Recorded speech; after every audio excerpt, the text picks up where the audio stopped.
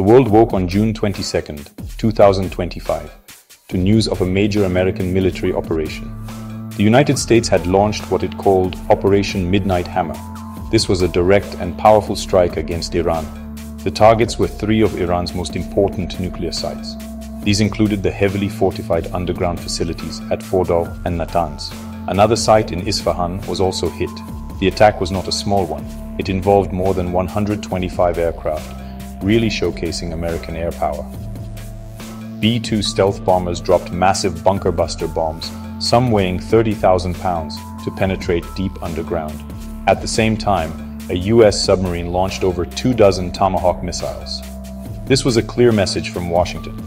The stated purpose of the attack was very specific. The Trump administration said the goal was to stop Iran from building a nuclear weapon. Officials were careful to state that the operation was not aimed at Iran's military or its people. The focus was solely on the nuclear program. This distinction is important for understanding the American strategy. The U.S. action came after a period of intense conflict. For 11 days, Israel and Iran had been locked in escalating combat. Israel had struck first on June 13th, killing many top Iranian commanders. The U.S. had previously only helped Israel with missile defense. This new direct U.S. strike marked a significant escalation. It changed the nature of the conflict entirely. The damage from the attack was significant. The International Atomic Energy Agency quickly confirmed that all three targeted sites were hit. The agency reported very significant damage to the underground sections of the Fordow facility. Satellite images supported these claims, showing large craters where the bombs had landed. This really demonstrates the precision and power of the American weapons used in the strike.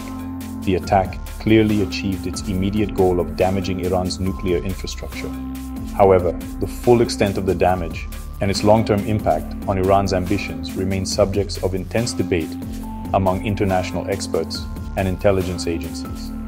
Despite the heavy bombing, experts believe Iran's nuclear program is hurt, but not destroyed. The physical damage is undeniable, but the knowledge and expertise remain. Many analysts think that Iran's stocks of highly enriched uranium might have survived the attack. The IAEA had lost track of about 400 kilograms of uranium, enriched to 60% since June 10th. This material could be stored in other unknown locations.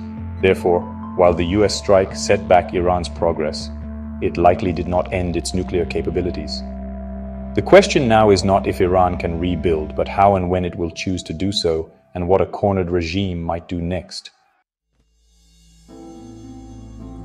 In the immediate aftermath of the American assault, a tense quiet fell over the region. More than 24 hours after the bombs fell, Iran had not launched a major attack against US forces. This lack of an immediate, direct retaliation surprised some observers. US forces across the Middle East were on the highest alert, expecting a swift and violent response. The US Embassy in Qatar, near America's largest regional airbase, even advised citizens to shelter in place. This period of waiting suggests a calculated approach from Tehran. Iran's leaders seem to be weighing their options carefully, understanding that a direct war with the United States would be devastating. Their response is likely to be strategic, not impulsive. While its military actions against the US were paused, Iran's words were fiery.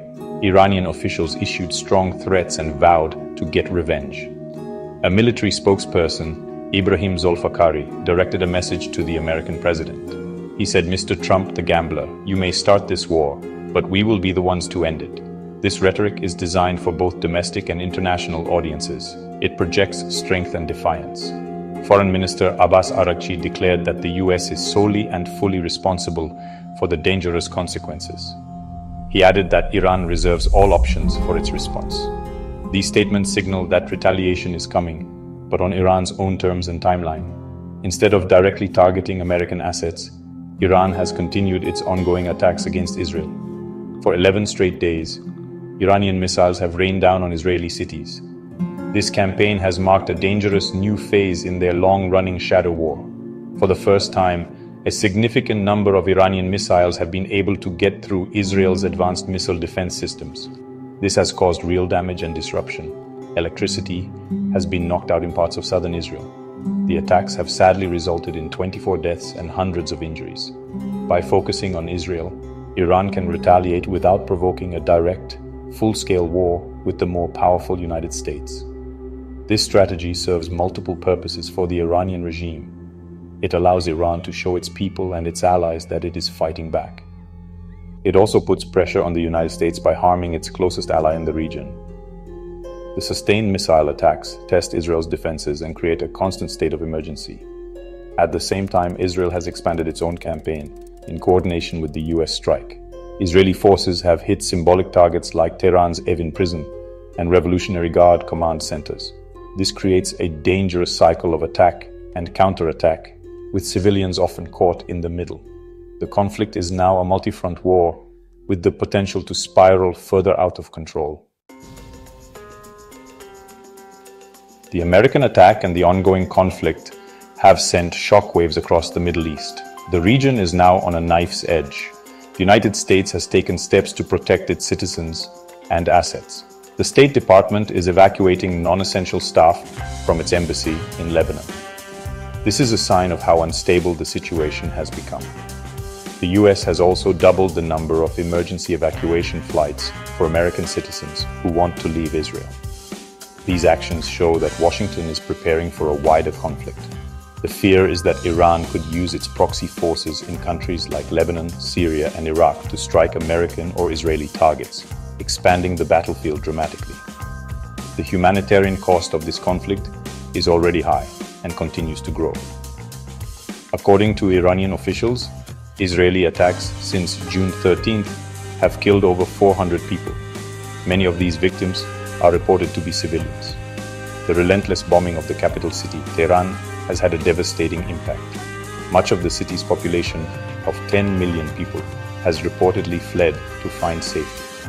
Those who remain face power outages and a constant fear of the next air raid siren. This level of civilian suffering adds another tragic dimension to the military and political crisis.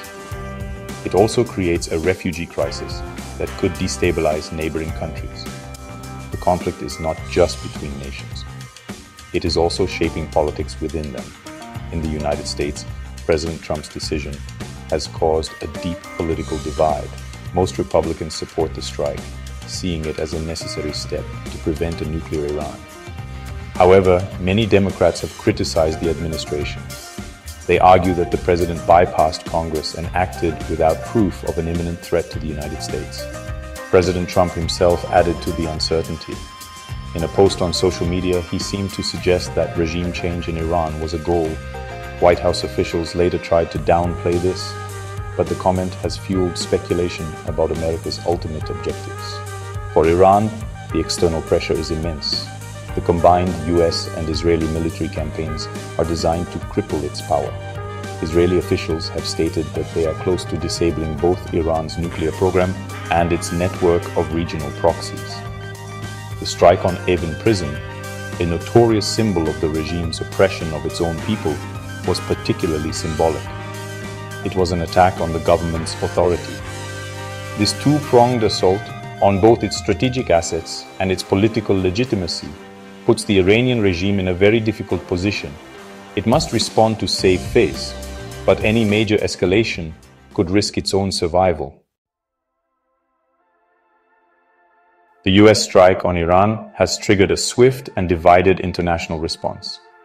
Many countries are calling for calm, but the world's major powers are taking different sides. Russia was one of the first to react. President Vladimir Putin met with Iran's foreign minister in Moscow, a clear show of support for Tehran. Both Russia and the United Nations Secretary General condemned the American attack. They called it a violation of international law and a dangerous move that threatens global peace. China and the United Kingdom have also voiced their concerns. They have urged all sides to step back from the brink and pursue diplomacy to de-escalate the crisis. The escalating conflict is having a significant impact on global travel and business. The skies over the region have become less safe. Qatar, a major international travel hub, took the drastic step of suspending all air traffic as a precaution. This move has disrupted thousands of flights and travel plans. Major airlines are also changing their schedules. Air France, for example, has suspended all flights to Tel Aviv, Dubai, and Riyadh until mid-July. This shows that the business community is worried about the risk of a wider war. These disruptions create economic pain far beyond the immediate conflict zone, affecting tourism, trade, and supply chains. The oil markets, which are very sensitive to trouble in the Middle East, have reacted in a surprising way. Immediately after the attack, oil prices jumped. US crude oil prices rose by over 6% to $78.40 per barrel. This is a typical reaction to instability in the region. However, the prices then fell. This suggests that the market does not believe Iran will follow through on its threats to close the Strait of Hormuz. This narrow waterway is a critical route for global oil shipments. US Secretary of State Marco Rubio issued a stark warning, saying that closing the strait would be economic suicide for Iran. The market seems to agree, betting that Iran cannot afford to take such a drastic step. Looking ahead, the situation remains incredibly fragile. The central question is what Iran will do next.